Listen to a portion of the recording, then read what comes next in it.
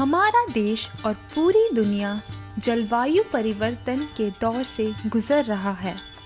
यह स्थानिक स्तर पर हो रहे प्रदूषण की व्यापक असर पूरे देश और दुनिया में दिखाई दे रही है। जलवायु प्रदूषण का एक प्रमुख कारण हमारे द्वारा किया जाने वाला प्लास्टिक का उपयोग है। अपनी दिनचर्या में प्लास्टिक का उपयोग हमारे लिए दिन प्रतिदिन की समस्या बन चुका है। हम अपने जीवन में प्लास्टिक से पूरी तरह घिर चुके हैं। सुबह बाजार में सब्जी लेते हैं तो उसके साथ भी प्लास्टिक की बैग हमारे घर तक पहुंच जाती है। सिर्फ एक बार के उपयोग के बाद उस बैग को हम कचरे में फेंक देते हैं।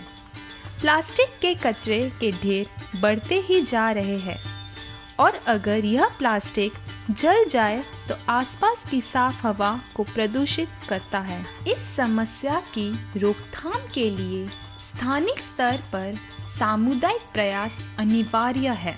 अपसाइकल प्लास्टिक बुनाई की एक नवोन्मेषी परियोजना में कार्यरत है। इस प्रोजेक्ट की शुरुआत में खमीर ने पाया कि स्थानिक बुनकर अपनी कारीगरी को छोड़ के आसपास की फैक्ट्री एवं दूसरे व्यवसायों में जुड़ जाते हैं।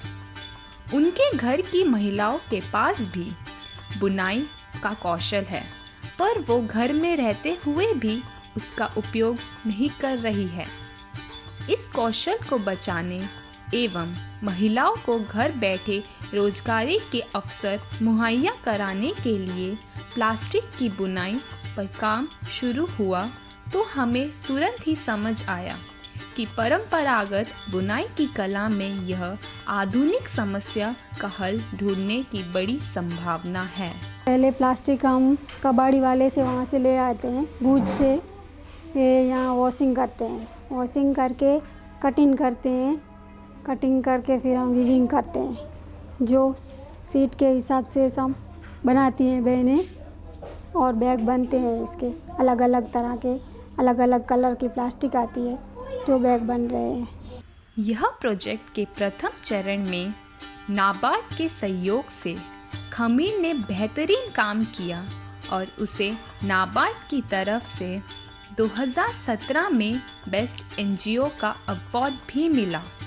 प्रथम चरण की सफलता को देखते हुए यही प्रोजेक्ट के दूसरे चरण में उसके अपस्केलिंग के लिए नाबार्ड ने हामी भरी और अपना योगदान दिया। यह चरण के अमल के दौरान कोरोना महामारी की शुरुआत हुई। उसके बावजूद भी दूसरे चरण में बहुत अच्छे परिणाम मिल पाए। नाबार्ड द्वारा सहायित अपसाइकल प्लास्टिक वीविंग का जो दूसरा चरण जो हमें इम्प्लीमेंट करना था वो अपने आप में काफ़ी डिफ़िकल्ट था, क्योंकि ये प्रोजेक्ट जब शुरू था और उसके पीक पर था तभी कोरोना पेंडेमिक की शुरुआत हुई, तो हमें इसमें काफ़ी सारे बदलाव लाने पड़े। मैं अप्रिशिएट करूँगा नाबार्ड के ऑफिशियल्स के सपोर्ट को, जिन्होंने ये इम्प्लीमेंटेशन में मॉडिफिकेशन और उसमें हमें काफ़ी सपोर्ट किया। इस चरण में पालारा जेल, जो कच्छ जिले का मुख्य कारागार है, वहाँ पे जेल में बंद कैदी भाइयों को यह प्रोजेक्ट के साथ जोड़ा गया।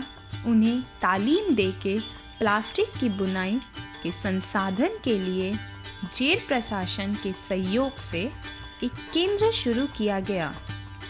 जेल में बंद 12 कैदियों को इसके साथ जोड़ा गया और उन्हें स्थायी रोजगार प्रदान किया गया।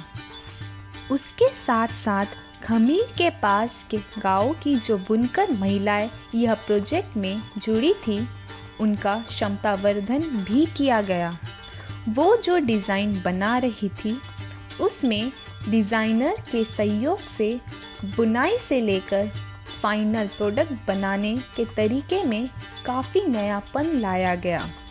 उसके कारण नए प्रोजेक्ट बने और नए बाजार में उनको बेचने की संभावना भी बढ़ी। बुनकरों की क्षमता वर्धन के लिए उनके नए वर्कशेड बनाए गए एवं उनको नए हैंडलूम की सुविधा भी दी गई। यह सब होने के कारण उत्पादन की प्रक्रिया मजबूत हुई। कोरोना महामारी के समय जब मार्केट ढूंढना मुश्किल था, तब हमने ये उत्पादनों को ऑनलाइन बेचने के प्रयास शुरू किए। यह प्रयास काफ़ी सफल रहे।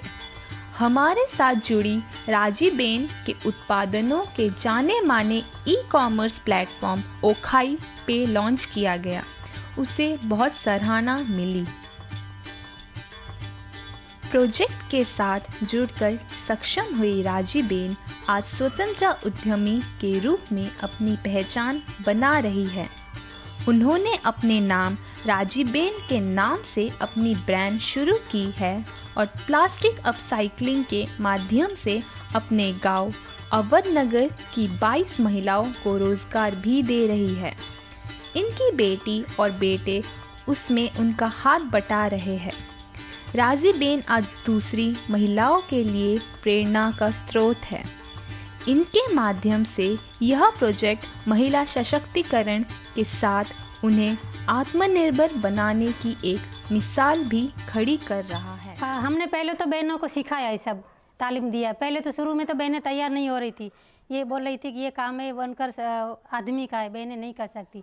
लेकिन हमने हमारे पूरे गांव की बहनों को ये काम सिखाया। आज हर घर में लगभग बहनें यही काम करती है, वीविंग का, प्लास्टिक का, और भी अब तो कॉटन का भी वीविंग करने लगी है। तो अब मुझे ये अच्छा लग रहा है कि पूरे गांव की तो नहीं, आसपास की बहनें भी उसमें जुड़ रही है और वीविंग का काम कर रही है। तो हम उसी के लेकर हम बहुत खुश हैं कि इसमें आगे बहनें हमारे साथ जुड़ रही है। यह प्रोजेक्ट के व्यापक प्रचार प्रसार और अन्य जगहों में उसको रूपांतरित करने के लिए खमीर ने एक मैनुअल भी बनाया है। अगर कोई संस्था या संगठन महिलाओं को यह प्रोजेक्ट के माध्यम से रोजगार देना चाहती है, तो यह प्रोजेक्ट मैनुअल से उन्हें ज़रूरी मार्गदर्शन मिलेगा।